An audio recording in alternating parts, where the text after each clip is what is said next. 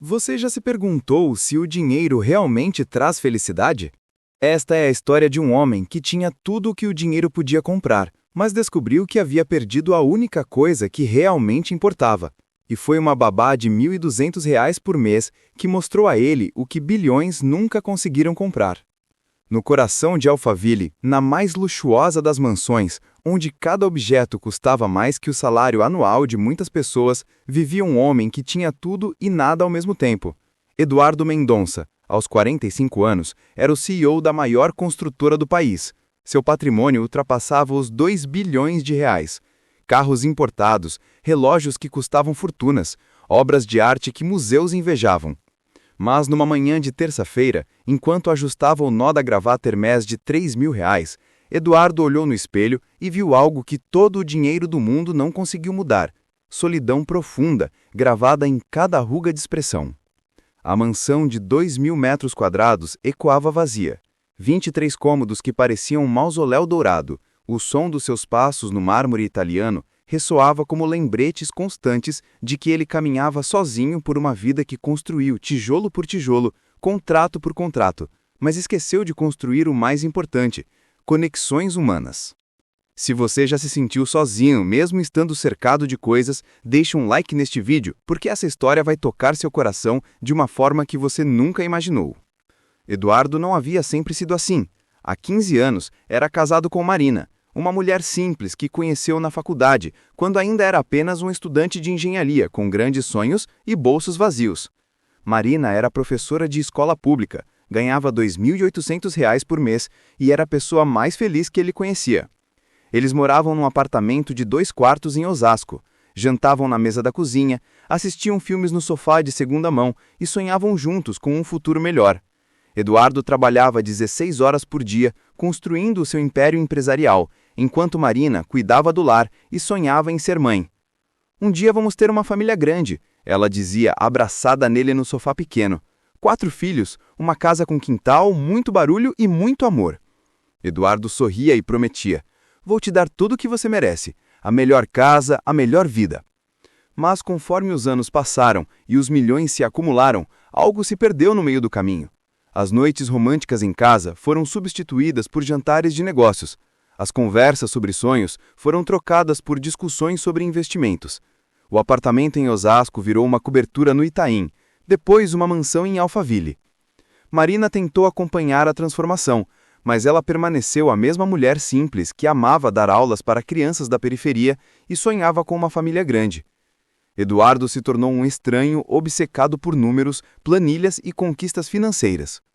"Eduardo", ela disse numa noite, depois de mais um jantar cancelado por causa de uma reunião, "quando foi a última vez que conversamos sobre alguma coisa que não fosse dinheiro?" Ele estava no notebook, analisando um contrato de 50 milhões. "Marina, estou construindo o nosso futuro.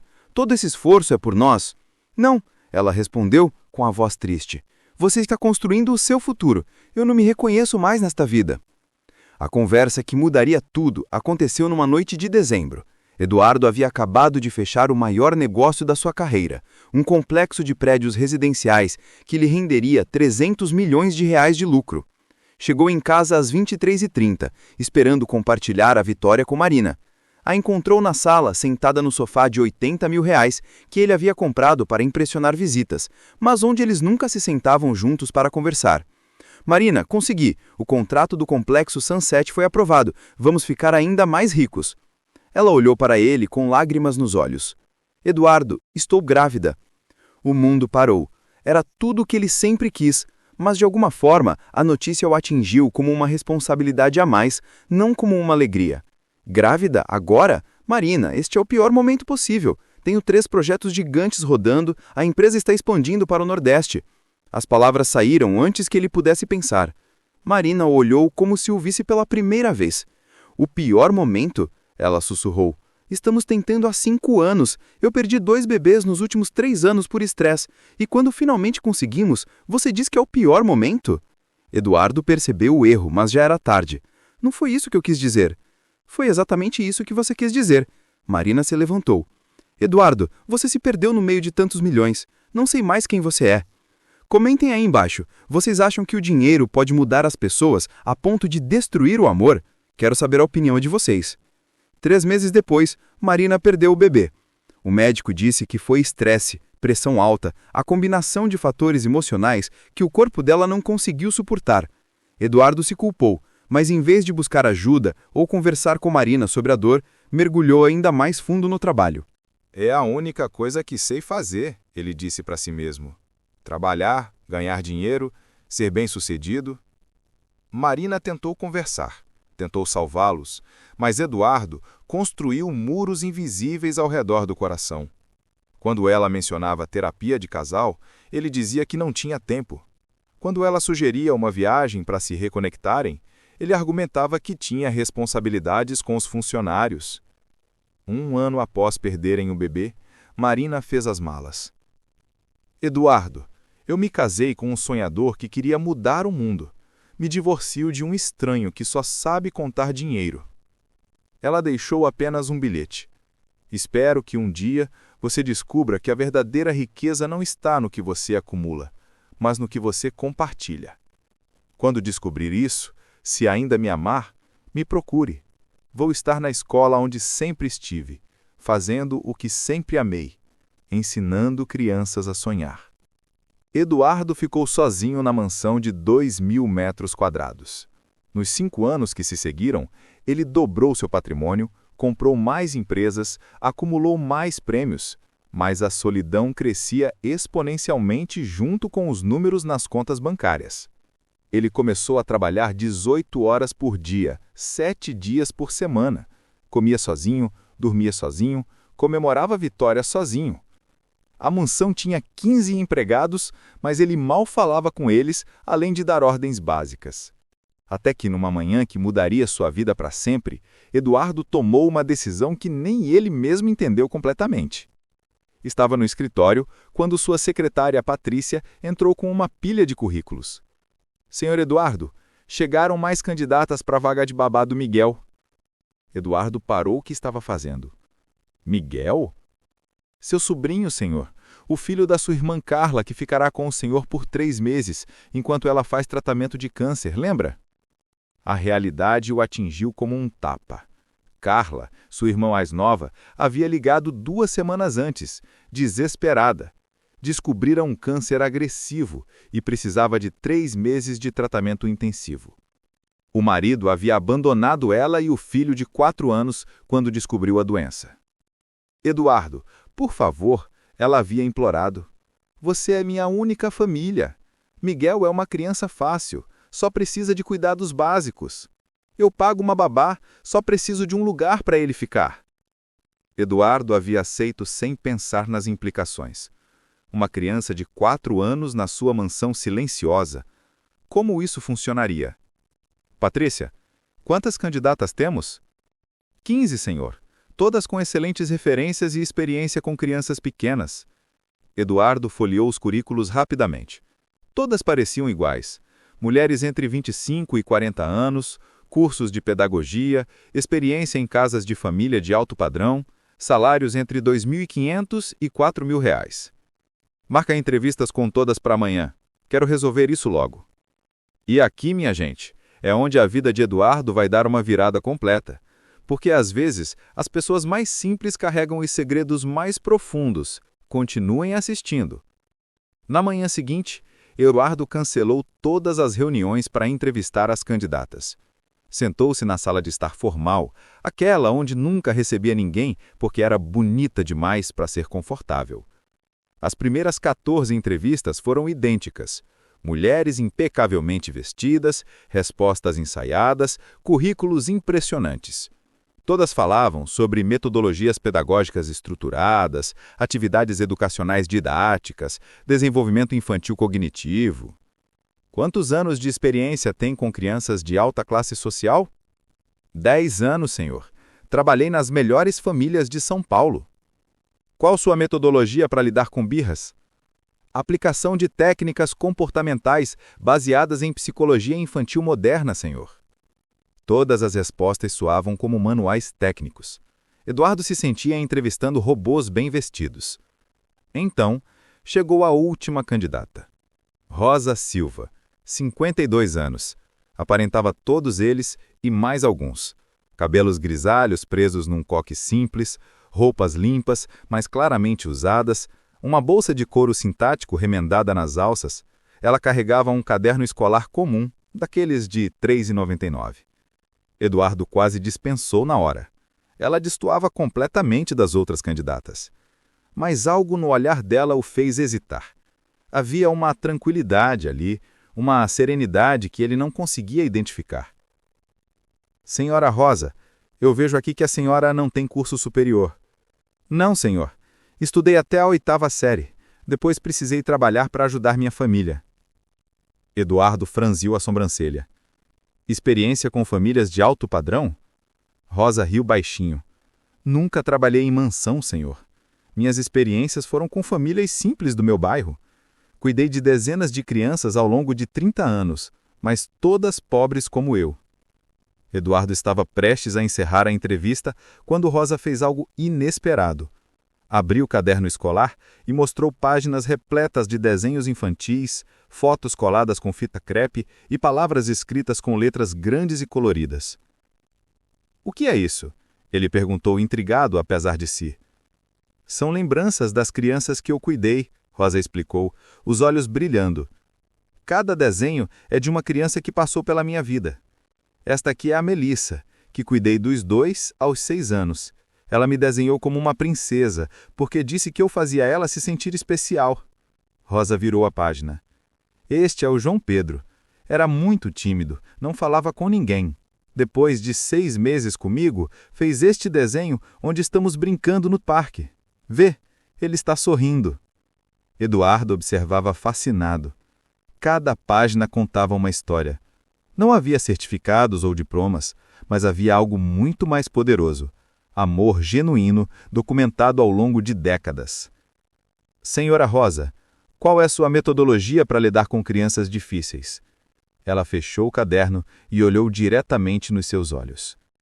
Senhor Eduardo, criança difícil não existe. Existe criança ferida, criança com medo, criança que precisa de atenção. Minha metodologia é simples. Amar sem pressa e escutar com o coração. As palavras atingiram Eduardo como um soco no estômago. Quando foi a última vez que alguém havia falado de amor de forma tão natural? E quanto à educação formal, atividades estruturadas? Rosa sorriu. Senhor, criança aprende brincando. Não precisa de estrutura, precisa de liberdade para descobrir o mundo. Minha sala de aula é a cozinha quando fazemos biscoitos juntos. É o quintal quando caçamos borboletas. É o sofá quando contamos histórias. Eduardo se sentiu transportado para uma época distante da sua vida, quando ele mesmo era criança e sua avó contava histórias no sofá pequeno da casa simples onde cresceu. Por que você quer trabalhar aqui, senhora Rosa? O salário é 1.200, muito baixo comparado ao que outras babás experientes cobram.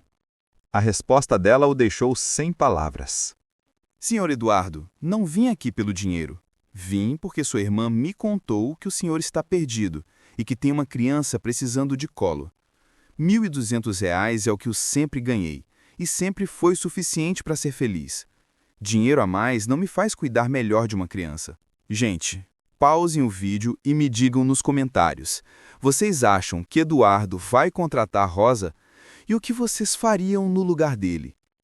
Eduardo olhou para aquela mulher simples, com roupas simples, caderno simples, mas que carregava consigo algo que ele havia perdido há muito tempo. Simplicidade genuína e propósito claro. A senhora está contratada, disse impulsivamente. Rosa sorriu. Quando posso conhecer o Miguel? Ele chega amanhã.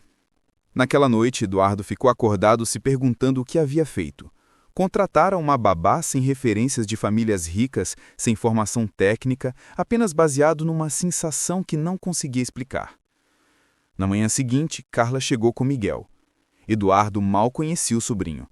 Nos últimos anos, havia se distanciado de toda a família, sempre ocupado demais com negócios. Miguel era pequeno para os 4 anos, magro, com olhos grandes e tristes. Segurava um ursinho desgastado e olhava ao redor da mansão com a expressão de quem estava perdido. Miguel, Carla se ajoelhou na altura dele. Este é o titio Eduardo. Você vai ficar aqui enquanto mamãe fica boa, lembra? O menino assentiu sem falar. Eduardo se aproximou, sem saber como interagir com uma criança. Oi, Miguel. Esta é sua casa agora. Tem videogame, piscina, cinema particular. Miguel olhou e se escondeu atrás da mãe. Ele está com medo, Carla explicou. Desde que o pai foi embora, Miguel quase não fala. Está traumatizado. Eduardo sentiu uma pontada no peito. Uma criança traumatizada numa mansão fria. Como isso poderia dar certo? Foi quando Rosa chegou. Ela entrou pela cozinha, como sempre faria pelos próximos meses, carregando a mesma bolsa remendada e um sorriso que iluminava o ambiente. Bom dia, Sr. Eduardo, cumprimentou. Depois se dirigiu a Carla. A senhora deve ser Carla. Que Deus abençoe seu tratamento. Por fim, se ajoelhou na altura de Miguel, mas não forçou a aproximação. E você deve ser Miguel. Que lindo este ursinho. Qual é o nome dele? Miguel a olhou timidamente. Bob, sussurrou. Bob é um nome muito especial. Posso cumprimentar o Bob? Miguel estendeu o ursinho. Rosa fez de conta que apertou a patinha do brinquedo. Muito prazer, Bob. Eu sou a Rosa. Vim aqui para ser amiga sua e do Miguel. Pela primeira vez desde que chegara, Miguel esboçou um quase sorriso. Eduardo observou a cena impressionado. Em 2 minutos, Rosa havia conseguido o que ele não conseguiu: fazer Miguel se sentir visto. Carla se despediu com lágrimas nos olhos. Cuida bem do meu bebê, sussurrou para Rosa. Pode ir tranquila, ele vai estar cercado de amor. Quando Carla saiu, a mansão ficou estranhamente silenciosa. Eduardo não sabia o que fazer. Tinha reuniões importantes, mas pela primeira vez se sentia incomodado em deixar a casa. Senhor Eduardo, Rosa disse, o senhor pode ir trabalhar tranquilo. Miguel e eu vamos nos conhecer melhor. Eduardo hesitou. Se precisar de alguma coisa, a cozinheira prepara qualquer comida que ele quiser. O motorista pode levar vocês a qualquer lugar. Tem brinquedos caros no quarto? Obrigada, senhor, mas por enquanto só precisamos de um ao outro. Eduardo saiu para o trabalho, mas pela primeira vez em anos não conseguiu se concentrar completamente. Pensamentos sobre Miguel e Rosa interrompiam reuniões importantes. Chegou em casa às 19h30, mais cedo que seu horário habitual. A mansão não estava silenciosa como sempre. Vinha da cozinha um som que ele não ouvia há décadas. Risadas. Seguiu o som e encontrou uma cena que o deixou paralisado na porta da cozinha. Rosa e Miguel estavam sentados no chão, cercados por panelas, colheres de pau e ingredientes espalhados. Ambos estavam cobertos de farinha. Miguel ria enquanto Rosa fingia ser um monstro que roubava biscoitos. Socorro, Bob! O monstro Rosa vai comer todos os nossos biscoitos! Rosa rosnava dramaticamente, fazendo Miguel rir ainda mais. Era a primeira vez que Eduardo viu o menino realmente feliz. Ele ficou ali observando, escondido na porta, sentindo algo estranho no peito. Era saudade? Saudade de uma época em que ele também ria assim, sem preocupações, sem responsabilidades? E aqui, pessoal, Eduardo começou a entender que havia algo na casa que não existia há anos. Mas o que será que Rosa ensinou para ele que mudou tudo? Não perca o final. Tio Eduardo! Miguel viu na porta. Olha, a Rosa ensinou a fazer biscoitos que parecem estrelas. Eduardo se aproximou devagar. A cozinha estava uma bagunça. Farinha no chão, massa grudada na bancada, ingredientes espalhados. Qualquer outra funcionária teria sido demitida na hora. Mas Miguel estava radiante. Seus olhos brilhavam de alegria. Quer fazer um biscoito, Sr. Eduardo? Rosa ofereceu. Miguel está virando um expert. Eduardo olhou para o terno de R$ 5.000, para as mãos que nunca se sujavam com nada além de tinta de caneta cara. Eu tenho ligações para fazer. O sorriso de Miguel murchou um pouco. Rosa percebeu. Claro, senhor, trabalho é importante, mas se mudar de ideia, guardaremos um biscoito em forma de gravata para o senhor.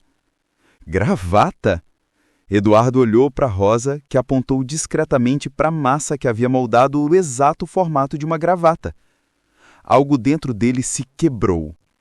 Quando foi a última vez que alguém havia notado algo tão simples sobre ele? Quando foi a última vez que alguém guardou alguma coisa especialmente para ele? Talvez eu possa ficar 5 minutos, disse tirando o paletó. Miguel bateu palmas. Eu te ensino, tio Eduardo. É fácil. Eduardo se sentou no chão da cozinha pela primeira vez na vida. Miguel lhe mostrou como amassar a massa, como usar os cortadores de biscoito, como polvilhar açúcar. Tem que fazer com carinho, Miguel explicou seriamente, repetindo as palavras de Rosa. Senão o biscoito fica triste. Eduardo se pegou sorrindo. Biscoito fica triste? Fica sim, igual as pessoas. Quando ninguém faz as coisas com carinho, tudo fica triste. As palavras infantis atingiram Eduardo como uma revelação. Quando foi a última vez que ele fez alguma coisa com carinho? Trabalho era eficiência, não carinho. Relacionamentos eram estratégia, não carinho. Eles ficaram na cozinha até as 21 horas. Eduardo perdeu 2 ligações importantes, mas pela primeira vez não se importou. Quando Miguel dormiu, Eduardo encontrou Rosa organizando a cozinha. Rosa, deixe isso para a cozinheira amanhã. Não se preocupe, senhor. Gosto de deixar tudo no lugar. Eduardo a observou. Posso perguntar uma coisa? Por que decidiu trabalhar aqui? Realmente não foi pelo dinheiro? Rosa parou de limpar e o olhou. Senhor Eduardo, posso falar com sinceridade? Eduardo assentiu. Quando sua irmã me contou sua história, meu coração doeu. Ela disse que o senhor tinha tudo na vida, mas estava sozinho e vazio. Disse que o senhor havia esquecido como ser feliz. Eduardo se sentiu exposto. E isso tem a ver com cuidar do Miguel? Tudo, Rosa respondeu suavemente. Crianças são espelhos, senhor. Elas refletem o que recebem. Miguel estava triste porque estava cercado de tristeza. Mas quando você brincou com ele hoje, viu como ele brilhou? Eduardo se lembrou dos olhos de Miguel durante a brincadeira com os biscoitos. Ele estava feliz porque o senhor estava feliz, Rosa continuou. E o senhor estava feliz porque finalmente fez algo com um propósito simples, dar alegria para uma criança. Rosa, eu não sei como ser feliz, Eduardo admitiu, as palavras saindo antes que pudesse pensar.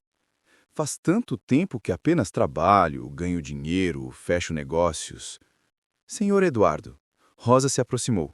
Felicidade não é complicada. Não precisa de muito dinheiro, não precisa de muitas coisas. Felicidade está nos momentos simples que a gente decide valorizar. Comentem aí, vocês concordam que felicidade está nas coisas simples? Que exemplo de felicidade simples vocês têm na vida de vocês? Nos dias seguintes, Eduardo começou a chegar em casa mais cedo. Não por obrigação, mas por curiosidade. Queria ver o que Rosa e Miguel estavam fazendo. Um dia os encontrou no jardim, caçando borboletas. Miguel corria com uma lupa. Rosa o seguia rindo das descobertas do menino. Titio Eduardo, achamos uma borboleta azul. Rosa disse que azul é a cor da alegria. Eduardo se juntou à caçada de borboletas, perdendo uma reunião de 20 milhões de reais. Pela primeira vez não se importou. Outro dia os encontrou na sala de estar formal, aquela que ninguém nunca usava, construindo uma cabana com lençóis e almofadas. É nosso castelo secreto, Miguel explicou. Quer entrar? Eduardo se abaixou e entrou na cabana improvisada. Dentro, Rosa estava contando histórias usando sombras na parede. Era uma vez um rei muito rico que tinha um castelo enorme, mas se sentia muito sozinho. Eduardo percebeu que a história era sobre ele. O que aconteceu com o rei? Perguntou. Ah, Rosa sorriu. Ele descobriu que castelos ficam menos solitários quando tem pessoas que a gente ama dentro. Na terceira semana, Eduardo cancelou uma viagem de negócios para ficar em casa. Disse para a secretária que era por causa de Miguel, mas sabia que era por causa dele mesmo. Estava descobrindo que existia vida além do trabalho. Rosa o ensinava sem ensinar. Quando Miguel fazia birra, ela não gritava ou punia. Sentava-se no chão, na altura dele, e perguntava: "O que está doendo no seu coração?" Eduardo aprendeu que birra era comunicação desesperada. Quando Miguel quebrou um vaso caríssimo brincando de bola na sala, Eduardo instintivamente ia repreender. Rosa o interrompeu suavemente. Miguel, machucou alguém? Não, o menino respondeu com medo. Então vamos limpar juntos e encontrar um lugar melhor para brincar de bola. Eduardo ficou chocado. Rosa, aquele vaso custou 15 mil? E Miguel, custa quanto? Ela perguntou simplesmente. A pergunta o silenciou. Quanto valia uma criança assustada? Quanto valia preservar a inocência, em vez de proteger objetos? Rosa continuava. Senhor Eduardo, coisas quebram e se repõem. Confiança quebrada demora anos para se consertar. Eduardo começou a ver a casa com outros olhos. Percebeu que havia construído um museu, não um lar. Tudo era intocável, sagrado, frio. Rosa pode mudar o que quiser na casa. Tornar mais adequada para crianças. Rosa sorriu. Não preciso mudar nada, senhor. Só preciso encher de vida. E era exatamente isso que ela fazia. Pessoal, marquem aqui nos comentários se vocês já perceberam como a nossa casa reflete o nosso estado emocional. Casa feliz, pessoa feliz. Casa fria, coração frio. O que acham? No último dia, Eduardo teve uma reunião crucial. Um investidor japonês voaria especialmente para fechar um negócio de 500 milhões de reais. Era o tipo de oportunidade que aparece uma vez na vida. Mas, na manhã da reunião, Miguel acordou com febre alta. É apenas uma gripe, o médico disse, mas precisa de cuidados e não pode ir para a escola. Eduardo olhou para Rosa, que estava preparando compressa para a testa de Miguel. Rosa, eu preciso ir para esta reunião. É extremamente importante. Claro, senhor. Cuidarei de Miguel. Eduardo se dirigiu à porta, mas algo o fez parar. Miguel o chamou da cama, a voz fraca de febre. Titio Eduardo, você não vai me deixar sozinho, vai? O medo na voz da criança o atingiu como uma lâmina. Miguel havia sido abandonado pelo pai. Agora estava doente e com medo de ser abandonado novamente. Eduardo olhou para o relógio. A reunião começaria em 2 horas. Olhou para Miguel, pequeno e assustado na cama. Olhou para Rosa, que o observava sem julgamento, só esperando sua decisão. Naquele momento, Eduardo teve que escolher entre 500 milhões de reais e um menino de 4 anos com febre. Pela primeira vez na vida adulta, a escolha foi fácil. Patrícia, ele ligou para a secretária. Reagende a reunião com os japoneses. Senhor Eduardo, eles voaram especialmente para hoje. Se cancelar agora, perdemos o negócio. Então perdemos, disse ele desligando o telefone. Miguel sorriu fraco. Você vai ficar comigo? Vou ficar com você, Eduardo prometeu. Rosa não disse nada, mas Eduardo viu lágrimas nos olhos dela. Passaram o dia cuidando de Miguel juntos. Eduardo aprendeu a fazer chá de camomila, a contar histórias para distrair da dor, a medir temperatura de hora em hora. Por que você não foi trabalhar? Miguel perguntou à tarde quando a febre havia baixado. Eduardo pensou na resposta. Porque você é mais importante que qualquer trabalho. Mais importante que dinheiro? Muito mais importante que dinheiro. Miguel sorriu e dormiu segurando a mão de Eduardo. Naquela noite, depois que Miguel estava melhor, Rosa preparou chá para os dois na cozinha. Senhor Eduardo, posso falar uma coisa? Claro. O senhor mudou. Eduardo riu. Para melhor ou para pior? Para mais humano, Rosa respondeu. Quando cheguei aqui, vi um homem que tinha medo de sentir. Hoje vi um homem que escolheu o coração. Eduardo ficou silencioso, processando as palavras. Rosa, por que você se importa comigo? Eu sou apenas o seu patrão. Rosa o olhou com aquela serenidade única dela. Senhor Eduardo, todos nós somos filhos de Deus. Alguns se perdem no caminho, outros ajudam a encontrar o rumo. Meu propósito é ajudar quem se perdeu. E como você sabe que eu estava perdido? Porque eu já estive perdida também. E aqui, gente, Rosa vai revelar um segredo que vai explicar tudo sobre a sabedoria dela. Vocês estão prontos para essa revelação? Rosa se levantou, foi até a sua bolsa e voltou com uma foto antiga, desgastada pelo tempo. Este era meu filho, João Carlos, mostrou a foto de um menino sorridente de uns 6 anos. Ele morreu, há 15 anos, leucemia. Tinha apenas 8 anos. Eduardo sentiu o ar escapar dos pulmões. Rosa, eu... Sinto muito, não sabia. Ninguém sabe, ela sorriu com tristeza. Quando perdi João Carlos, pensei que a minha vida havia acabado. Ele era tudo para mim. Pai tinha abandonado a gente quando descobriu a doença. Era só eu e meu menino contra o mundo. Rosa tocou delicadamente a foto. Nos últimos meses dele no hospital, conheci tantas crianças, todas precisando de carinho, de atenção que os pais, mesmo o amando, não conseguiam dar porque estavam desesperados. Eduardo escutava em silêncio, entendendo finalmente de onde vinha a sabedoria de Rosa. Quando João Carlos partiu, fiquei 2 anos sem conseguir olhar para uma criança. Doía demais. Mas um dia, uma vizinha me pediu para cuidar do filho dela por algumas horas. Era uma emergência. Rosa guardou a foto cuidadosamente. Cuidar daquela criança me curou. Percebi que João Carlos não tinha morrido em vão se eu usasse a dor da perda para amar melhor outras crianças. Cada criança que cuido carrega um pedacinho do meu filho. Eduardo sentiu lágrimas nos olhos. Por isso você entende Miguel. Entende crianças feridas. Entendo, Sr. Eduardo, e entendo pais perdidos também. O senhor me lembra meu ex-marido. Ele amava João Carlos, mas quando a doença chegou, não soube lidar com a dor. Se fechou, trabalhou mais, se afastou. E no final? No final perdeu os dois, o filho que morreu e o amor que poderia ter consolado a dor. Eduardo ficou em silêncio por longos minutos. Finalmente entendeu por que Rosa o aceitava sem julgamentos. Porque via através das suas defesas.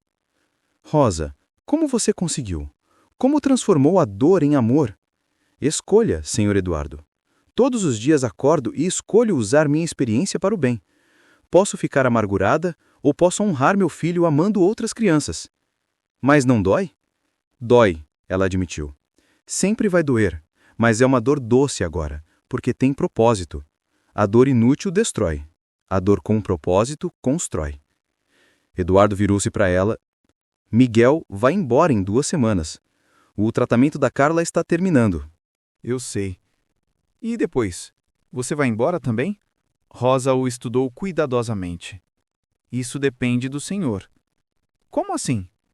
Senhor Eduardo, nestas semanas, o senhor redescobriu algo que havia perdido. Redescobriu que existe vida além do trabalho, que existem coisas mais importantes que dinheiro. A pergunta é, o que vai fazer com essa descoberta? Eduardo não respondeu imediatamente. Sabia que Rosa estava certa. Algo fundamental havia mudado nele. Gente, aqui, Eduardo está no momento da grande decisão da vida dele. Vocês acham que ele vai voltar a ser o workaholic de antes ou vai escolher um caminho diferente? Deixem nos comentários. Na manhã seguinte, Eduardo acordou com uma certeza que não sentia há anos. Sabia exatamente o que tinha que fazer. Chegou na empresa às 7 da manhã, mais cedo que todos os funcionários. Convocou uma reunião de emergência com todos os diretores para as 9. Senhores, começou quando todos estavam reunidos. Tenho um anúncio importante. Estou promovendo Ricardo Silva a CEO da empresa. O silêncio na sala foi ensurdecedor. Ricardo, seu braço direito há 10 anos, o olhou chocado. Eduardo, o que está acontecendo? Você está vendendo a empresa? Não, Eduardo sorriu. Estou aprendendo a viver. Explicou que continuaria como presidente do conselho, mas se afastaria da operação diária. Trabalharia apenas 6 horas por dia, 4 dias por semana. Tenho outras prioridades agora. Os diretores ficaram perplexos. Era inconcebível que Eduardo Mendonça, o workaholic mais famoso do mercado imobiliário, abandonasse o controle total da empresa. Eduardo, o diretor financeiro perguntou, isso tem a ver com algum problema de saúde? Pelo contrário, Eduardo riu. Tem a ver com recuperar a saúde. Quando chegou em casa ao meio-dia, encontrou Rosa e Miguel no jardim, plantando margaridas. Titio Eduardo! Miguel correu para abraçá-lo. Você chegou cedo! Vem ver as flores que plantamos! Eduardo se ajoelhou ao lado de Miguel. Por que margaridas? Porque Rosa disse que margaridas são flores da alegria simples. Não precisam de muito cuidado, só de carinho todos os dias. Eduardo olhou para Rosa, que sorriu discretamente. Mais uma lição disfarçada de brincadeira. Rosa, preciso conversar com você. Ela deixou Miguel brincando e se aproximou. Demiti-me hoje. Quer dizer, não me demiti, mas passei a empresa para outras pessoas comandarem. Rosa não pareceu surpresa. E agora? Agora quero fazer uma proposta para você. Não quero que vá embora quando Miguel sair. Quero que fique. Me ajude a aprender a viver de verdade. Senhor Eduardo, não como babá, ele interrompeu. Como família. Sei que pode parecer estranho, mas você me ensinou mais em um mês que qualquer professor em toda a minha vida. Rosa ficou em silêncio, considerando. E tem mais, Eduardo continuou. Quero usar parte da minha fortuna para criar algo significativo. Uma fundação para crianças órfãs, hospitais pediátricos, sei lá, algo que faça diferença real na vida das pessoas. Por que quer fazer isso?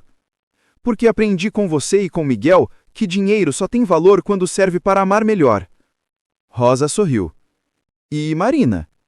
A pergunta o pegou de surpresa. Marina? Senhor Eduardo, um homem não muda tanto quanto o senhor mudou sem querer dividir essa mudança com alguém especial. Eduardo sentiu o coração acelerar. Marina. Havia pensado nela todos os dias, mas não tivera coragem de fazer nada. Rosa, e se ela não me perdoar? E se for tarde demais? E se não for? Rosa retrucou. Amor verdadeiro não tem prazo de validade, senhor Eduardo. Tem prazo de coragem. Naquela tarde, Eduardo fez algo que não fazia há 5 anos. Foi à escola onde Marina trabalhava. A Escola Municipal Santos Dumont ficava na periferia de São Paulo. Prédio simples, pinturas descascadas, mas pátio cheio de crianças rindo. Eduardo estacionou a BMW do lado de fora e se sentiu completamente deslocado. Terno de R$ 5.000 numa escola onde muitas crianças não tinham nem uniforme completo. Encontrou Marina na sala dos professores, corrigindo provas. Ela estava como ele se lembrava. Cabelos castanhos presos num rabo de cavalo simples, roupas confortáveis, sorriso genuíno conversando com uma colega. Quando viu na porta, o sorriso desapareceu. Eduardo? O que você está fazendo aqui? As outras professoras olharam curiosas e se afastaram discretamente. Marina, preciso conversar com você. Sobre o quê? Sobre como você não teve tempo para o nosso casamento, mas agora tem tempo para aparecer no meu trabalho? A frieza na voz dela o atingiu, mas ele esperava por isso. Eu sei. Eu sei que não tenho direito de estar aqui, mas aprendi algo que quero dividir com você. Aprendeu o quê? Eduardo respirou fundo. Aprendi que você estava certa quando disse que eu me havia perdido no meio dos milhões. Aprendi que dinheiro não compra a única coisa que realmente importa. E o que realmente importa, Eduardo? A pergunta veio carregada de 5 anos de mágoa. Amor, conexão, propósito, as coisas que você sempre soube, e eu demorei 45 anos para descobrir. Marina se sentou na cadeira, como se as pernas não a sustentassem. Eduardo, você não pode aparecer aqui depois de 5 anos e esperar que... Não espero nada, ele disse suavemente. Só vim te pedir perdão e contar que um menino de 4 anos e uma babá de R$ 1.200 me ensinaram o que você tentou me ensinar por 10 anos. Marina franziu a sobrancelha. Como assim?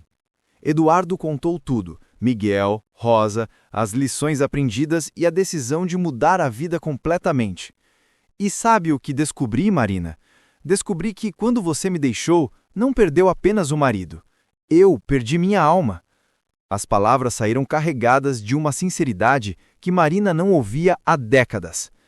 Eduardo, não vim aqui para pedir uma segunda chance. Vim para dizer que você salvou minha vida ao me deixar. Como assim? Se você tivesse ficado, eu nunca teria percebido o que estava perdendo. Teria continuado cego, achando que trabalho e dinheiro eram suficientes. Eduardo se aproximou dela, mas manteve distância respeitosa. Vim te agradecer e te pedir perdão por não ter sido o homem que você merecia. Marina tinha lágrimas nos olhos. Eduardo, você realmente mudou, não é? Mudei, porque finalmente entendi que ter tudo não significa nada se você não tem com quem dividir. O silêncio entre eles foi carregado de 5 anos de mágoa, mas também de amor que nunca havia realmente morrido. Eduardo, mesmo que eu quisesse, como posso confiar que não vai voltar a ser aquele homem obcecado por trabalho? Eduardo sorriu. Porque demiti-me hoje. Passei a empresa para outras pessoas comandarem. Quero usar minha fortuna para criar uma fundação que ajude crianças. Marina o olhou incrédula. Você se demitiu? Me libertei, ele corrigiu. Rosa me ensinou que liberdade não é ter dinheiro suficiente para fazer o que quer. É ter sabedoria suficiente para querer as coisas certas. Pessoal, agora chegamos no clímax da história. Marina vai dar uma segunda chance para Eduardo? Comentem aí o que vocês acham que vai acontecer. Marina ficou em silêncio por longos minutos, olhando para o homem que havia sido seu marido. Via nele algo que não via há anos: paz interior. Eduardo, você disse que não veio pedir uma segunda chance. Não vim. Mas eu estou oferecendo uma. O coração de Eduardo parou. Marina! Mas com condições.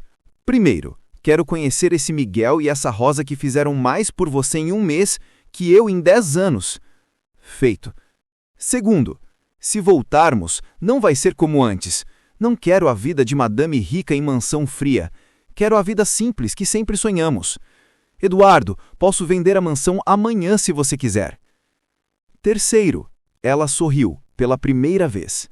Quero participar dessa fundação.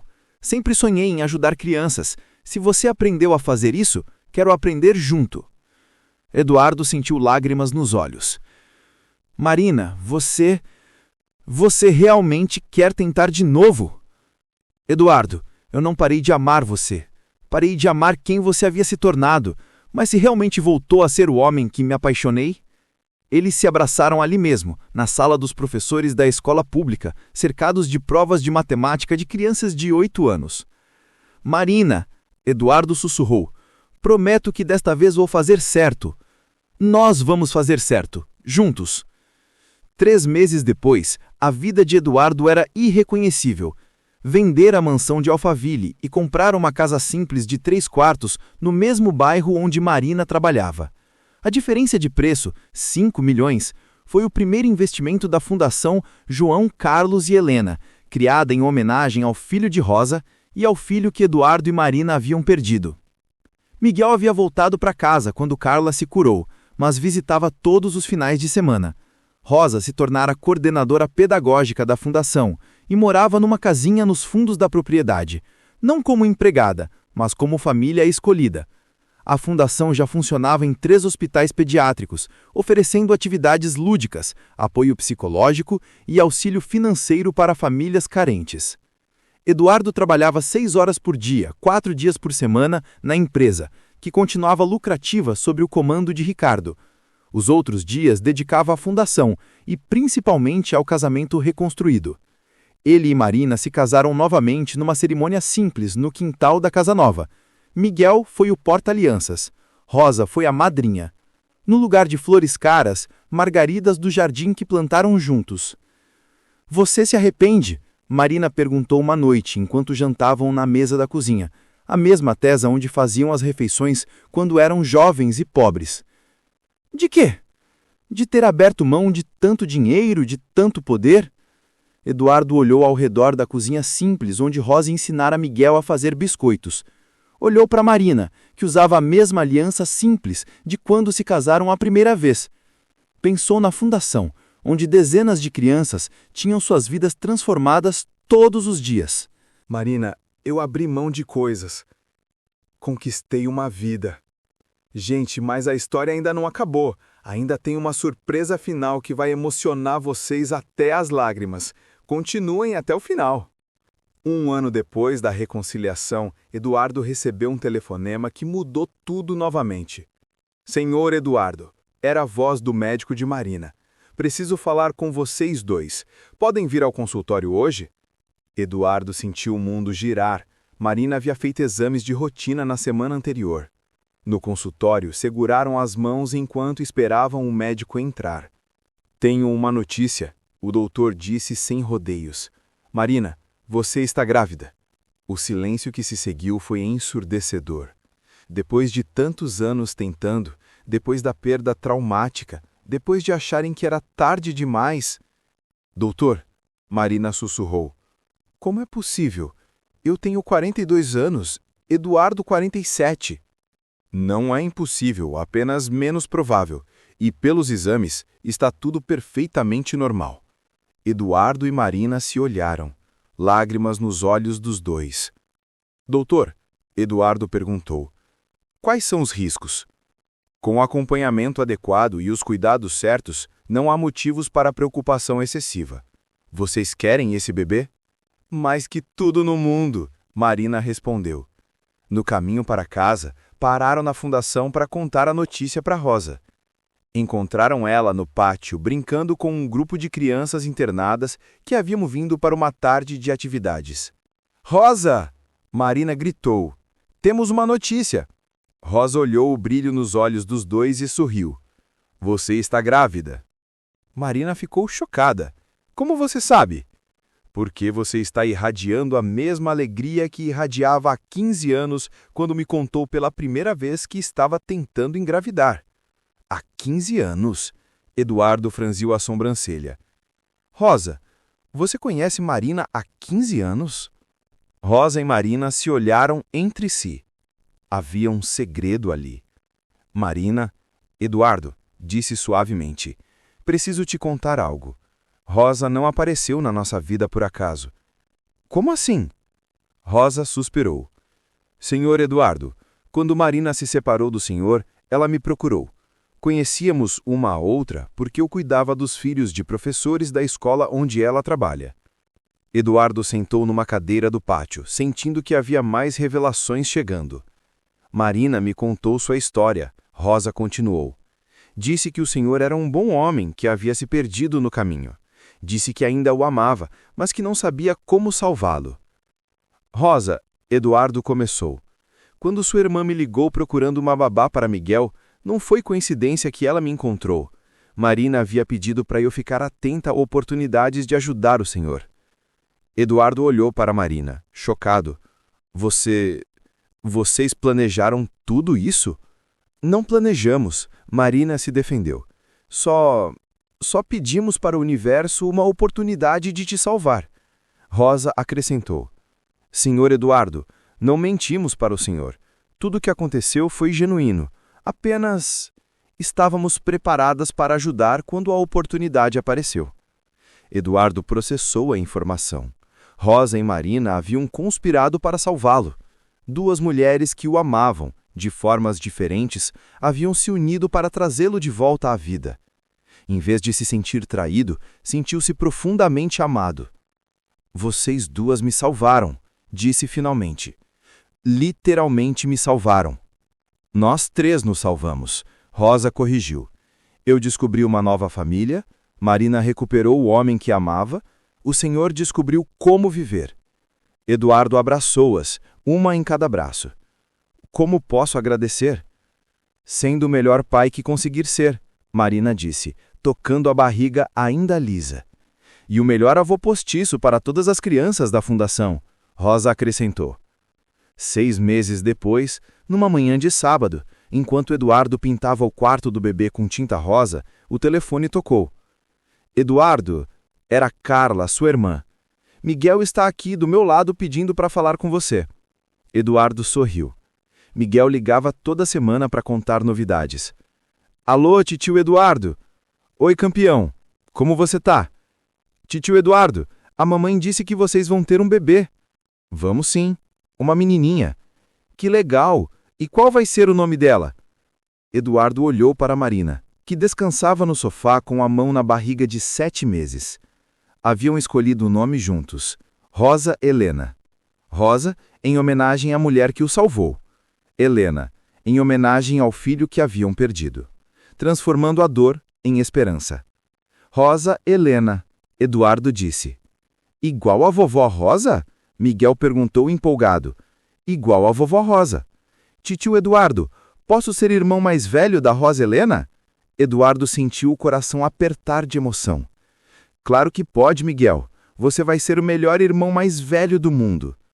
Quando desligou, Marina estava chorando. Por que está chorando? Ele perguntou preocupado.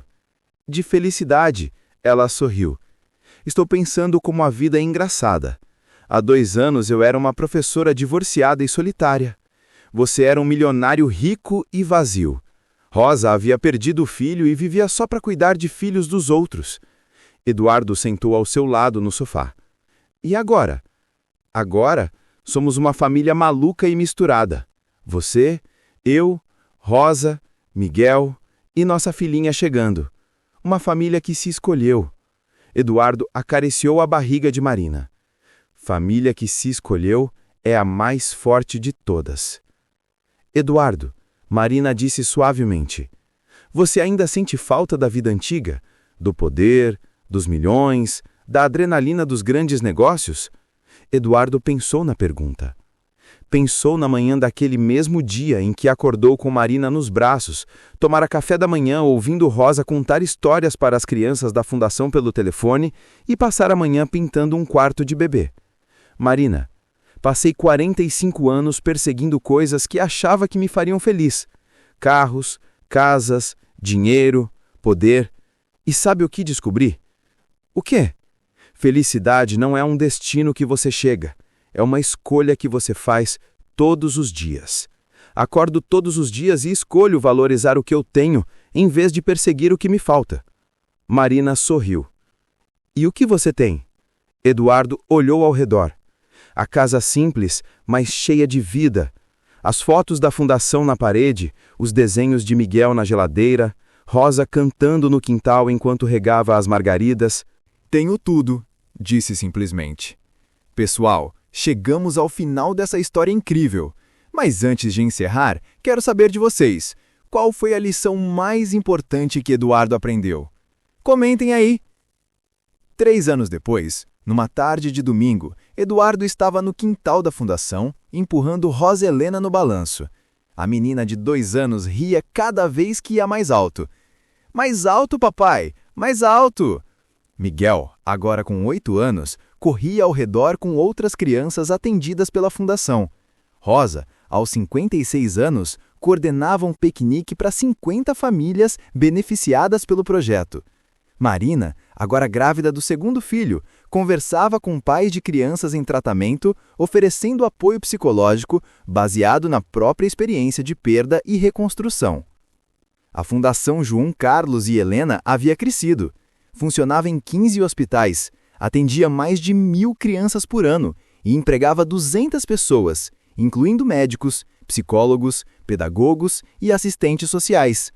Eduardo continuava como presidente do conselho da construtora, mas trabalhava apenas 20 horas por semana. O resto do tempo dedicava à família e à fundação. Papai, Rosa Helena disse do balanço, por que a vovó Rosa está chorando? Eduardo olhou para Rosa, que estava parada debaixo de uma árvore segurando uma foto. Ele parou o balanço e se aproximou dela. Rosa, o que aconteceu? Ela mostrou a foto. Era uma criança de uns 5 anos internada em um dos hospitais onde a fundação atuava. Este é Carlos. Tem leucemia igual o meu João Carlos teve. Os médicos disseram que a família não tem condições de pagar o tratamento. Eduardo pegou a foto. O menino era muito parecido com o filho que Rosa havia perdido. Rosa, você sabe que a fundação vai cobrir todos os custos. Por que está chorando? Porque hoje faz exatamente 18 anos que João Carlos morreu. E hoje, Carlos vai começar o tratamento que vai salvá-lo. Eduardo entendeu. Era como se o filho de Rosa tivesse renascido na forma de ajuda para outra criança. Rosa, sabe o que eu acho? O quê? Acho que João Carlos está orgulhoso de você. Você transformou a dor da perda dele na salvação de centenas de outras crianças. Rosa sorriu através das lágrimas.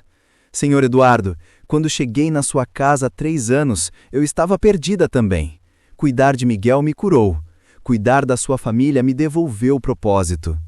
Rosa, você salvou nossa família. Nós nos salvamos uns aos outros, ela corrigiu.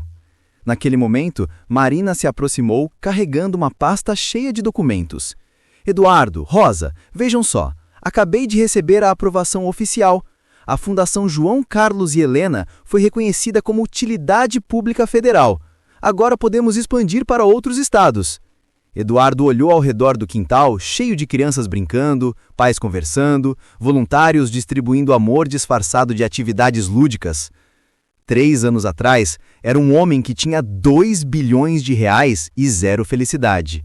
Hoje, tinha 500 milhões, havia doado o resto para a fundação, e uma riqueza que nenhum dinheiro poderia comprar: propósito, família, amor. Eduardo, disse abraçando a esposa, você acha que a Rosa Helena vai entender nossa história quando crescer? Vai entender perfeitamente, porque vai crescer vendo que o mais importante na vida não é o que você acumula, é o que você compartilha. Rosa Helena correu até eles, seguida por Miguel. Papai, mamãe, vovó Rosa, vamos brincar de roda? As 4 pessoas que mais amava no mundo se deram as mãos e começaram a rodar no quintal da fundação, cantando uma música simples. Eduardo fechou os olhos e sentiu uma gratidão tão profunda que chegava a doer de tão boa. Havia aprendido que o segredo da felicidade não estava nos cofres bancários ou nas salas de reunião, estava nos momentos simples como aquele, de mãos dadas com quem se ama, cantando uma música infantil, cercado de crianças felizes. A babá de 1.200 por mês havia ensinado ao milionário de 2 bilhões a lição mais valiosa da vida. Felicidade não se compra, se compartilha. E vocês, pessoal, qual foi a maior lição que tiraram desta história? Deixem nos comentários. E se essa história tocou vocês como tocou a mim, deixem um like, se inscrevam no canal e compartilhem com quem vocês amam, porque amor compartilhado é amor multiplicado. Fiquem ligados porque as próximas histórias do nosso canal prometem tocar fundo nas suas emoções. E lembrem-se sempre, a verdadeira riqueza não está no que vocês possuem, mas no que vocês são capazes de dar. Até a próxima e que Deus abençoe todos vocês.